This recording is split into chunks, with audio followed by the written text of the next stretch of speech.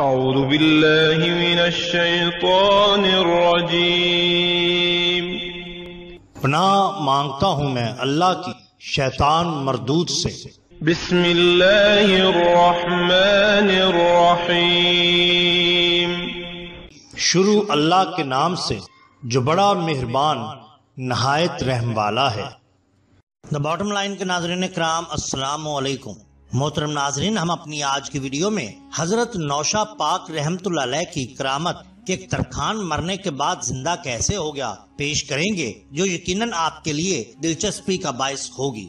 ناظرین کرام، قبل اس سے ہم حضرت نوشہ گنج بخش قادری رحمت اللہ علیہ کے حالات زندگی آپ کے سامنے مختصراً پیش کرتے ہیں۔ حضرت نوشہ گنج بخش قادری رحمت اللہ علیہ پنجاب میں سلسلہ قادریہ کے آفتاب ہیں۔ آپ علوم ظاہری و باطنی کے جامع تھے، طریقت قادریہ کی شاخ نشائیہ کے بانی۔ آپ کی ذات بابرکات پنجاب میں سلسلہ قادریہ کو استحکام پہنچانے میں بہت اہم رہی ہے۔ آپ کا اصل نام حاجی محمد تھا، لیکن نوشہ گنج بخش کے نام سے مشہور ہوئے۔ آپ کے والد گرامی سید علاء الدین حسین غازی تھے۔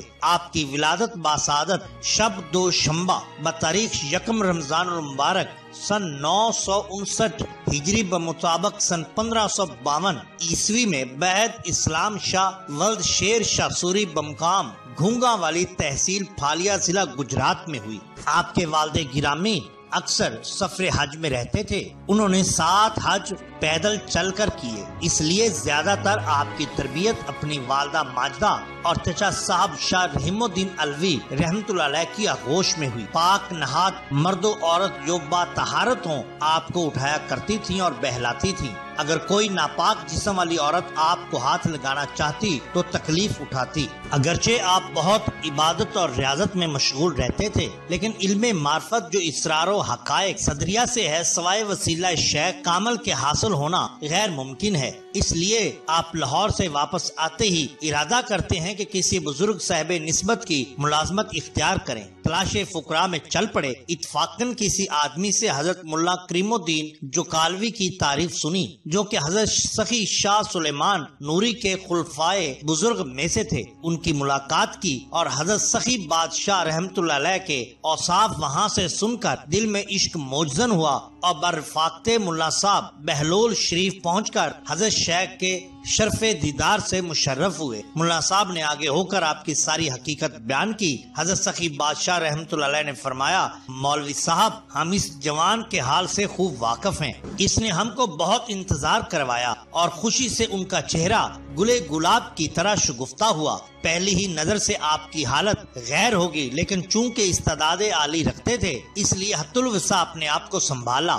حضرت سخی پیر رحمت اللہ علیہ نے فرمایا، میاں حاجی محمد سامنے آؤ۔ آپ سامنے آئے اور قدم بوسی کی۔ حضرت شیخ نے آپ کا ہاتھ پکڑ کر بطریق مسنون بیعت کیا اور کمال مہربانی سے گلے لگا کر معانقہ کیا اور زبان مبارک سے فرمایا، الحمدللہ کہ حقدار کو حق پہنچ گیا اور امانت اپنے اہل کو موصول ہوئی۔ اس کے بعد تمام عمر جذب و مستی اور ہدایت ربانی لوگوں تک پہنچائی۔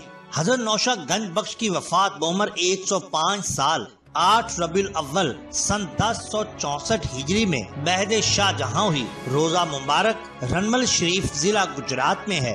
عرس مبارک ہر سال ماہ ہاڑ کی دوسری جمعرات کو ہوتا ہے۔ یہاں ہم آپ کی چند کرامات کا ذکر کرتے ہیں۔ حضرت شیخ نور محمد سیالکوٹ والے سے منقول ہے کہ ایک دن حضرت نوشہ صاحب رحمت اللہ علیہ جنگل کی طرف سیر کو نکلے۔ میں بھی ہمراہ تھا۔ راستہ میں بارش شروع ہو گئی۔ ہم ایک موضع میں ٹھہر گئے۔ آپ کے پاؤں دبانے لگا۔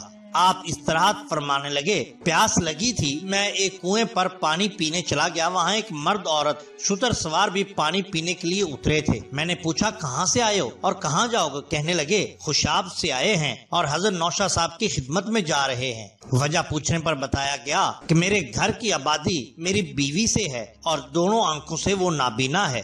ہر چند فقیروں طبیبوں کے پاس گیا ہوں مگر کچھ فائدہ نہ ہوا۔ آپ کا نام مبارک سن کر یہاں حاضر ہوا ہوں۔ فرمایا، خوش نصیب ہو تم دونوں کہ حضرت یہیں تشریف رکھتے ہیں۔ پھر میں ان دونوں کو لے کے حضرت کی خدمت میں گیا۔ حضرت بیدار ہوئے تو مرد دست بستہ سامنے کھڑا ہو گیا اور تمام احوال پیش کیا۔ حضور نے فرمایا کہ عورت کہاں ہے؟ اس نے کہا، یہاں گوشے میں بیٹھی ہے۔ فرمایا، اس کو لا کر ہمارے روبرو بٹھاؤ۔ عورت کا ہاتھ پکڑ کر سامنے لے آیا۔ آپ رحمت اللہ علیہ ہمارے ساتھ گفتگو میں مشغول ہوئے اور اس عورت کو فرمایا کہ ہماری طرف دیکھتی رہو۔ جب اس نے دیکھا تو آپ نے پوچھا کچھ دکھائی دیا؟ اس نے عرض کیا قدرے نظر آ رہا ہے۔ پھر ایک ساعت کے بعد پوچھا اب کیا حال ہے؟ اس نے کہا آپ کی صورت اچھی طرح نظر آتی ہے۔ پھر ذرا دیر کے بعد پوچھا تو کہنے لگی اب بالکل پہلے کی طرح تندرست ہوں، میری آنکھیں روشن ہو گئی ہیں۔ چنانچہ وہ بالکل تندرست ہو گئی اور پھر وہ وہاں سے رخصت ہو گئے۔ تذکرہ نشائیہ ثواقب المناقب کنز الرحمت ضیاء العارفین رسالہ احمد بیگ میں ایک واقعہ درج کیا جاتا ہے کہ ایک روز حضور مسجد کی تعمیر کروا رہے تھے۔ مزدور لوگ کام میں مصروف تھے اور آپ بحالت استغراق پاس بیٹھے ہوئے تھے۔ استاد جانی نجار لکڑی چیر رہا تھا۔ لکڑی بڑی تھی، اس کو چیرتے وقت دونوں تختوں کو جدا کرنے کے لیے درمیان میں پھانا لگایا ہوا تھا۔ استاد جانی اس کو اڑا سے نیچے اتر کر مضبوط کرنے لگا۔ ناگہاں وہ پھانا اڑ گیا اور اس کا سر درمیان میں آ گیا اور وہ لٹکنے لگا۔ لوگوں نے اس کو لکڑی سے نکالا اور شور غوغا ہوا کہ فلاں ترخان فوت ہو گیا۔